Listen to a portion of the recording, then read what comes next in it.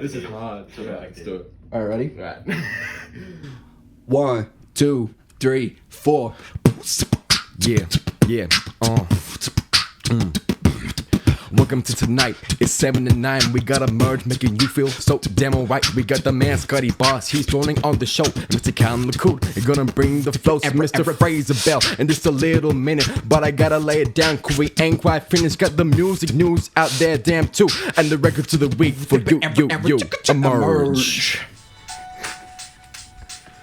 Hello and welcome back to another week of Emerge. We have the pleasure of introducing on the show for the first time an artist who has put in some of the hardest work that we've seen this year in investing their time and their skills into the Brisbane music scene, and now bringing that skill, talent and ferocity into their own music, unleashing it on the people. We have the man himself, Scott Hill, aka Scott Bars. Finally. No real names. No, I'm just kidding. Thanks for having me on, guys. First of all, I want to say it's not my first time on the show. I was on for Covers in Chrome 6 months ago. Oh, you're right. I meant to say for Scott Bars. Yeah. Indeed. First time appearing as Scott Bars as the artist. Yeah. Can't believe I've already screwed up the interview within the first minute. Isn't that perfect? That's how you know it's real. That's how you know it's real, baby. Scott, pleasure to have you on the show again. You've had quite the year, and you're capping it off with a fantastic release with Who Scott Bars, your debut track. But before we get straight into that, I want to proposition you with a couple of questions to find out if you got the quality to be talking about this track, brother. All right, let's do it. If you had to narrow down your top 5 rappers of all time, who would be on that list? Yo, that's so hard. But I'm definitely going to have to put Tyler, the Creator, up there. Yep. You know, because I love to genre blend and I love to produce my own music. To me, the greatest rappers are the ones that produce their own music. You know, there's nothing wrong with buying a beat, but people who do it from scratch, you know, Tyler, the Creator, Anderson .Paak, Mac Miller as well. God, there's so many. 3 great names. Yeah. Want to give a shout out to Brockhampton, probably Matt Champions, my favorite member. Number 4, I'm going to throw Kendrick in there because, you know, Kendrick is like pretty much what got me into hip hop. I grew up listening to only rock, and around the time that like Swimming Pools came out and he started blowing up, my friend was showing me all of his older music, and like I thought it was so funny, some of it, but the skill and the longevity is undeniable. Yeah, of him. He was definitely a well confirmed GOAT of that period of the 2010s hip hop for sure. Absolutely, continues goated. to influence. Yeah. So you got one more. Do you want to give one more? I thought I said 5. Or you mentioned Matt Champion, gave a shout out. Okay, yeah. So Brockhampton, Yeah, I'll just right. put him down as a group because Excellent. Another suggestion from you. Who could you suggest are the icons who've helped to foster the local music scene that we know and love today? In Brisbane? Yeah, for Brisbane or Queensland. Definitely Butterfingers. You know, Evaletti. I feel like they never truly got the props that they deserved. He personally is a huge inspiration to me. You know, once again, someone who produces their own stuff and essentially does everything from scratch. On the rock side, gonna have to put it down to DZ Death Rays and Violent Soho and just that whole crew. You know, they started blowing up once again around the time I was 18. Very, very formative age, and has given me a lot of inspiration on the rock side for sure. And now, this past week, you dropped your debut single, Who's Scott Bars? Absolutely. You probably saw this question coming, but I had to ask, who is Scott Bars? Great question. Thank you very much. Scott Bars is a rapper, singer, multi-instrumentalist, producer, videographer, photographer. I got my hands in all pies, man. And I got to say, I do everything moderately well. So I'm doing my best. But I don't know, like I just always have wanted to work in the creative industries, and music is like really the only thing that I can work on that truly makes me happy. There's not really anything else that I care about unless it's somewhat related to music in some way. Beautifully said, my friend. So that's who Scott Barr is. Yeah, and so it can be quite a big decision to pick your debut single for your own project, especially someone who's been at it and in and around the scene for quite a while. Was Who Scott Bars an easy decision or a difficult one? It was so easy because it was the first track that I wrote under the hip hop genre. I actually started writing it 3 years ago in 2018. Right. And I didn't work on it for a long time, but I wasn't even called Who Scott Bars back then. To be honest with you, I don't even really want to be like known as a rapper or a performer. I want to produce and create music and create digital art above everything else. I love vinyls too, but digital art I think is where it's at, just because you can distribute it so easily. Yeah.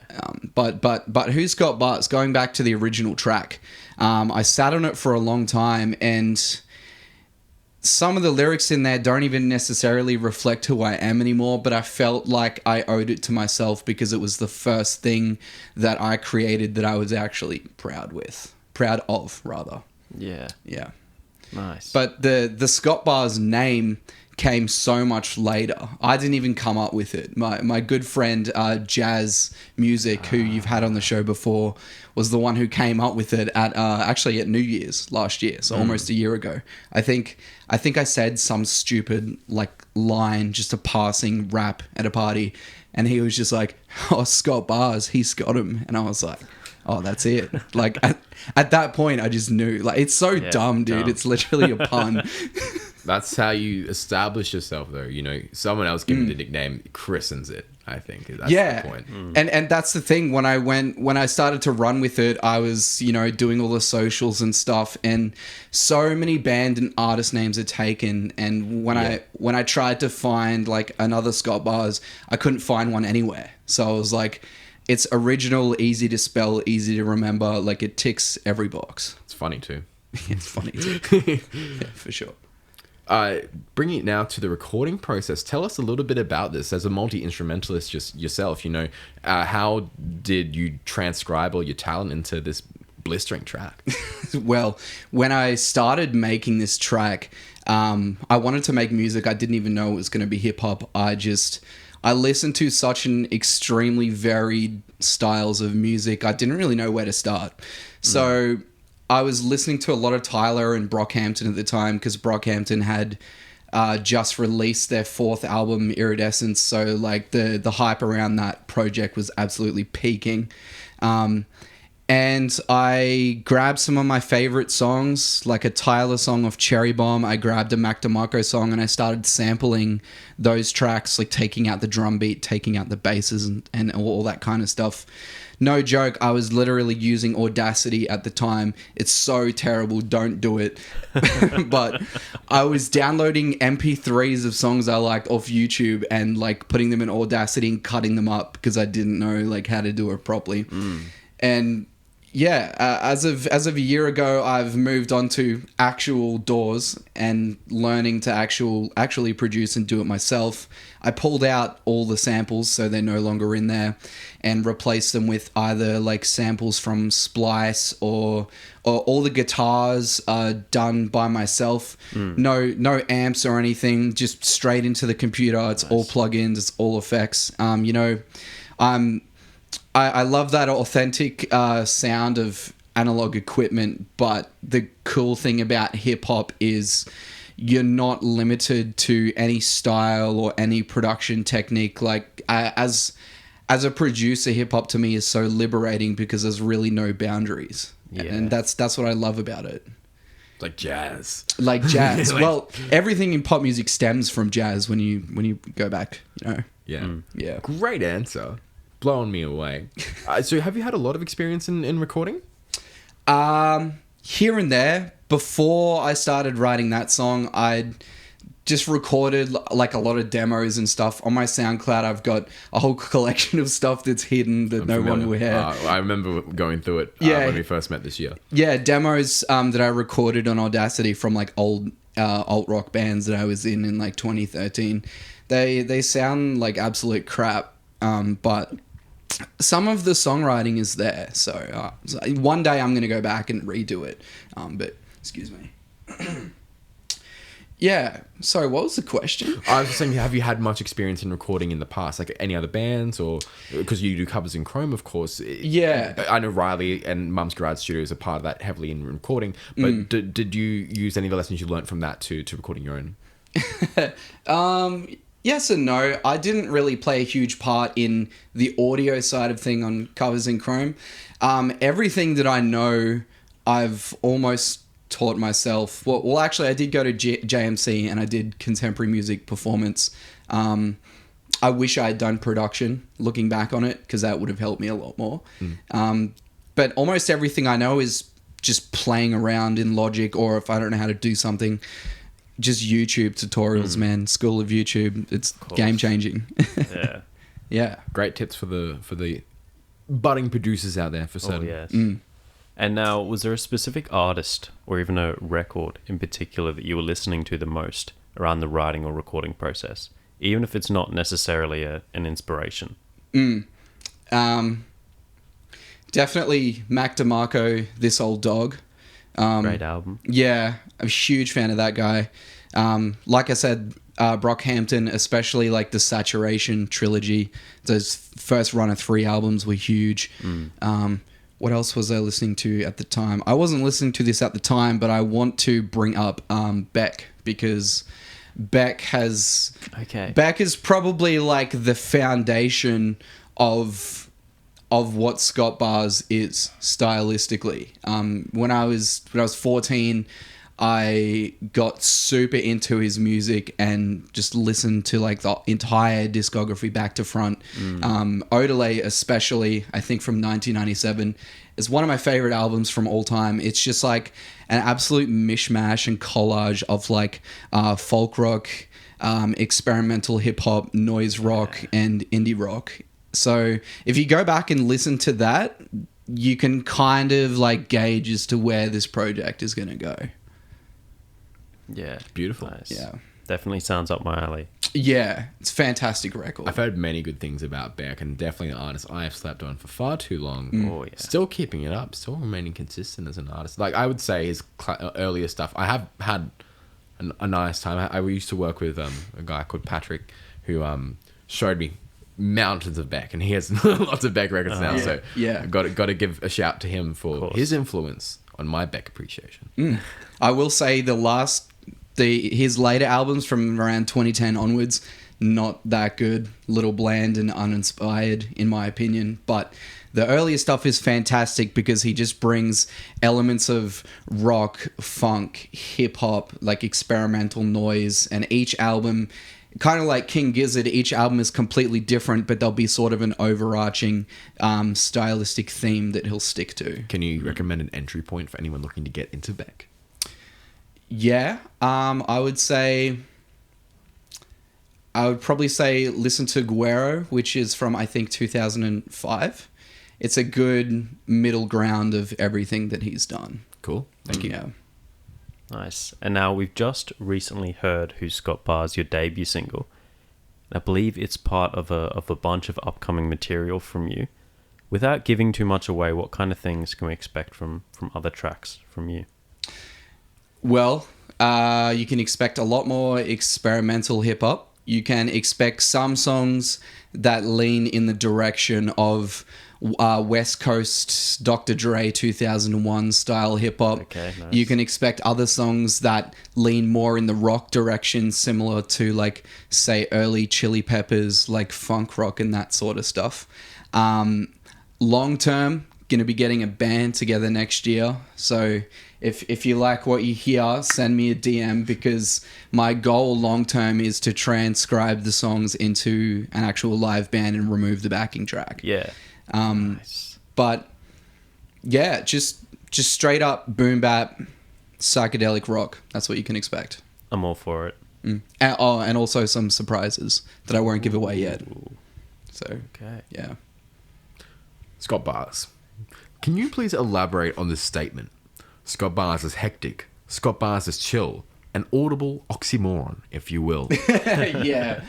I feel like that really that really says what my music is stylistically, because there's so much going on. Like this first song doesn't really explain it so well, but as more tracks come out, you'll begin to understand that stylistically and musically it is all over the place, but simultaneously it is going to be cohesive and one big project. So yeah, an audible oxymoron. It's hectic and it's chill. It's everything mashed together.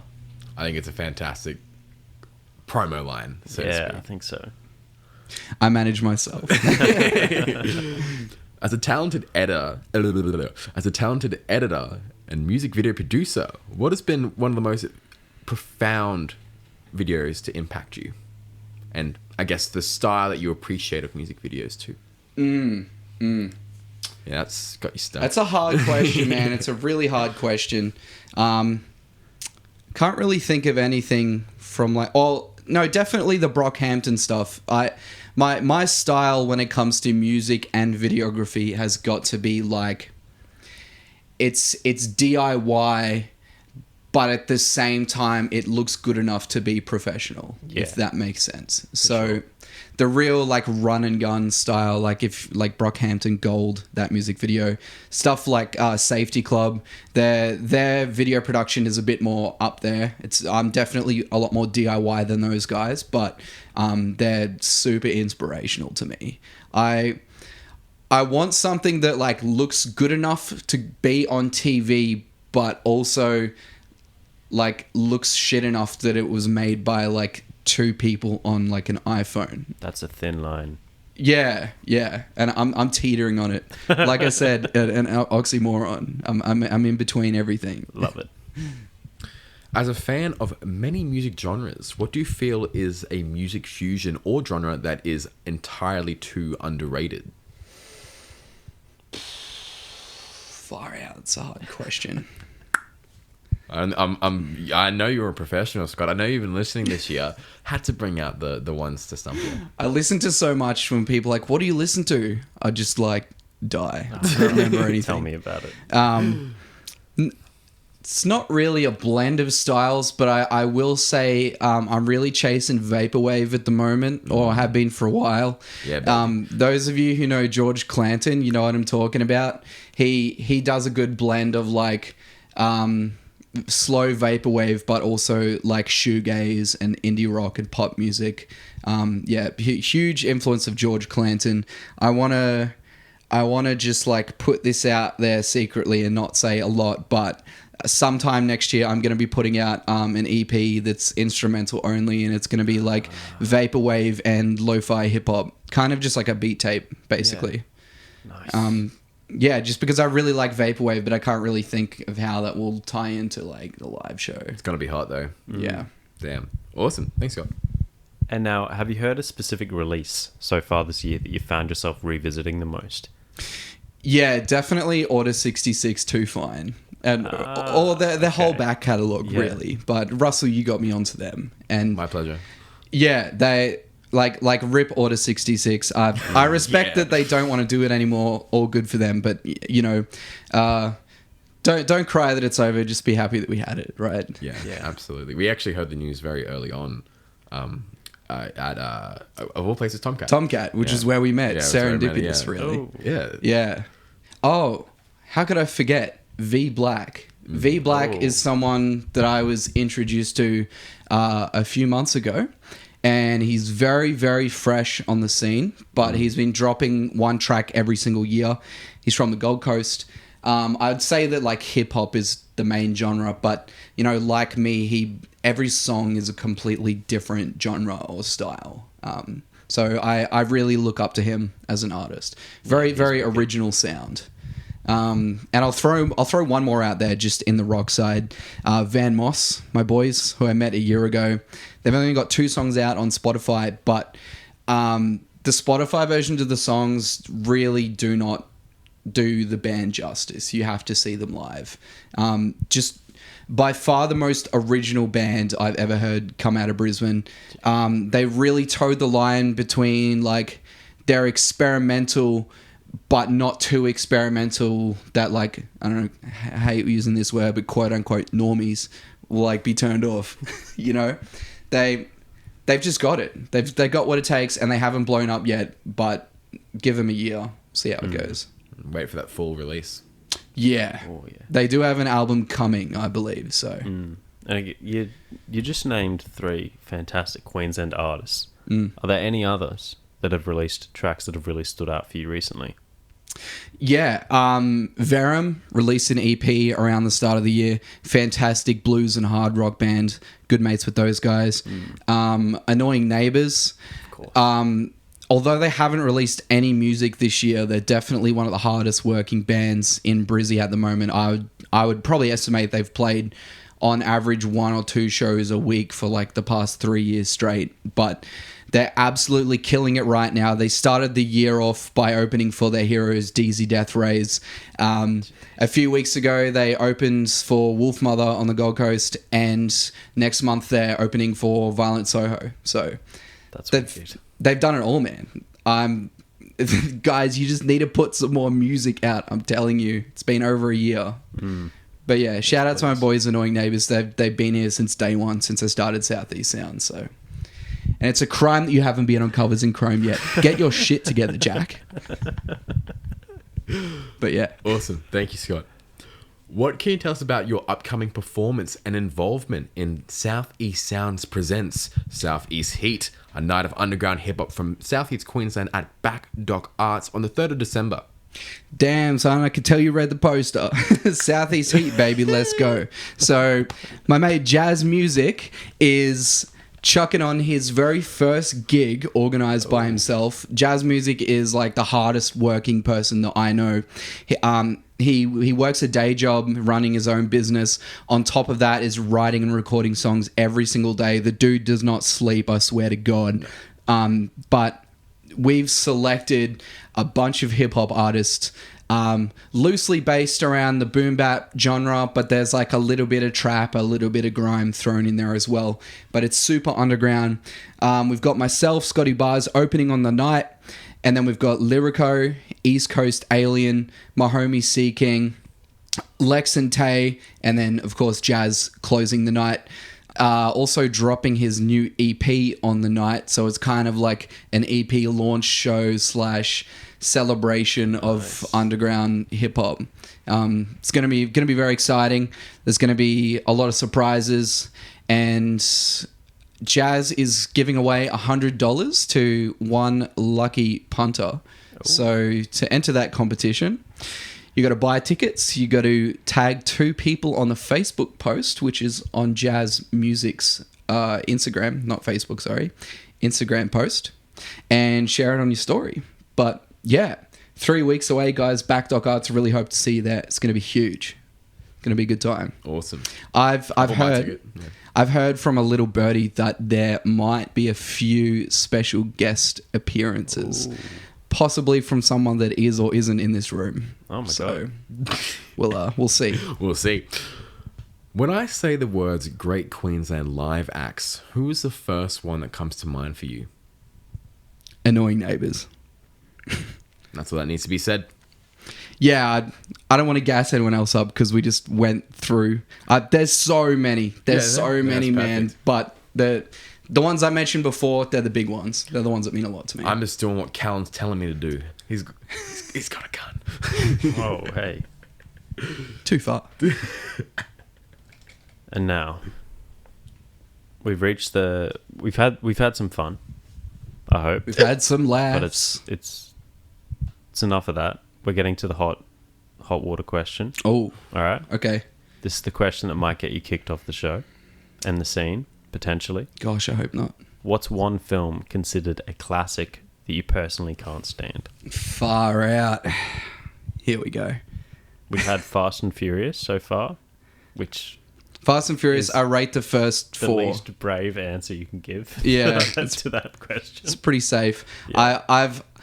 I want to say, this has already been said before on the show. I forget who said it, but I'm just going to have to put it down to Lord of the Rings, man. I can't get into it. I forget who said it. It was James, Flamingo Blonde. That's right, Yeah. Flamingo Blonde. Doesn't have time for it.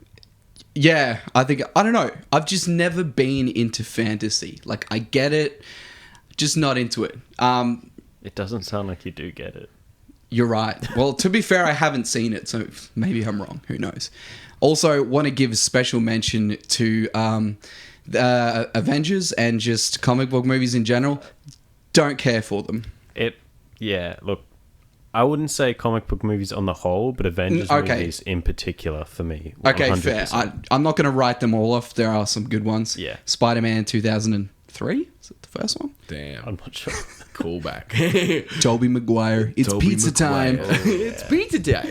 Yeah. No, I won't write them all off, but the Avengers, haven't seen them. Don't care. Same. Yeah. No, I think Scott went hard. I think so. That's a lot of people. Yeah. It's a lot of people that are gonna think about that. Maybe I'll do like Infinity War's like diss track or something. Yes, Yes, that's when you'll hold all 5 of this soul Of the Infinity Bars. Stones, yeah. It's in the Infinity title of the Bars. movie, man. I watched the movies. I like that. Yeah, are you Tobey the only Maguire person fella. in the room that has seen them and you got the name wrong? Yeah, I don't because I really don't care. Frankly, Oh Okay. damn.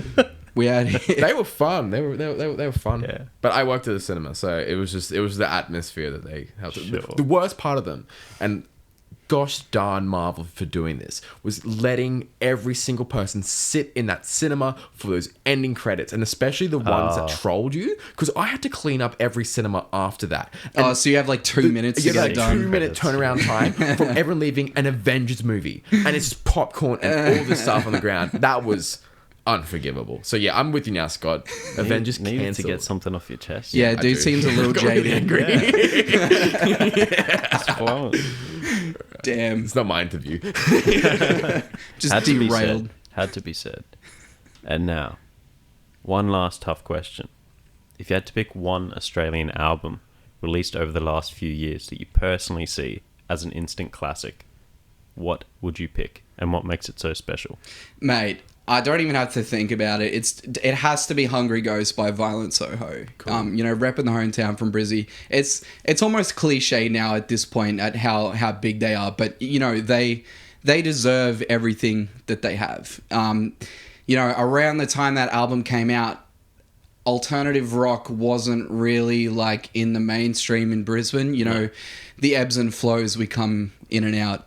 But once I was at uni at the time studying music, and I would go to house parties, and I didn't even actually hear the album. I heard people talking about the album before I listened to it. They were just like, "Oh, Violent Soho, Hungry Ghost, Hungry Ghost." I keep hearing this name everywhere. I'm like, "What is this?" So I look it up. I look up the Covered in Chrome music video, and I'm just gonna put it out there. When I first jumped into it and I heard his like whiny ass voice at the start, I was like, I don't know, man. I don't know about this. But by the end of that track, I was sold. I was like, okay, I get it. I was like, it's like Blink-182 meets Smashing Pumpkins meets Nirvana. At the time, like that's exactly what I was looking for. So, it's hard to bring up alternative music these days without that Violent Soho being mentioned. Yeah, Great 100%. Yeah. Absolute classic. That's it. Nice one. Thank you so much for joining us, Scott. No, you're not leaving yet, but that's the end of the interview. Bye-bye is what I would be saying if I was leaving. You're listening. That's such a nerdy Emerge quote. Reference right there. Bro, I'm deep in the lore. Deeper in the lore than Lord of the Rings, gosh. Thank you, Scott. Honored to have you on the show. Make sure you check out that brand new debut release, Who Scott Bars. Available pretty much everywhere you look. Come to the show at Backdock Arts. Hope to see you there. You're listening to Emerge. And my voice